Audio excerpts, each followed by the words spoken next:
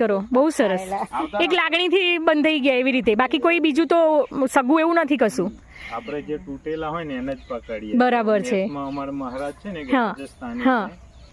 આ તો તમને કહું કહાની કહેવાય. એમના છોકરાએ એમની જોડે દગો ખડ્યો તો 8.5 લાખ રૂપિયા મહારાજને તોડ્યા હતા. બરાબર. અત્યારે હું જાઉં તો એ મહારાજ મને એમ કે આવો શેઠ એમ ઓહો. 8.5 લાખમાંથી એમને બહાર કાઢ્યા.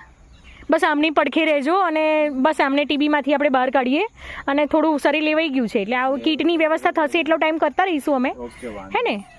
એટલે કોઈ મદદ કરતું રહે એ રીતે અમે પહોંચાડીશું. જેમ સહેજ મોડું વહેલું થાય બા મળે એમ આલી જઈશું, હે ને? બાકી પણ ખવડાવજો બનાવીને. તમારથી થાય છે રસોઈ? હા, તો બનાવજો. વધારે પ્રોટીન ને એવું જવું જોઈએ એમને, એટલે તમારે ઈંડા આપવાના છે અને આ દાળ ને એવું બનાવીને ખવડાવવાનું છે, હે ને? હા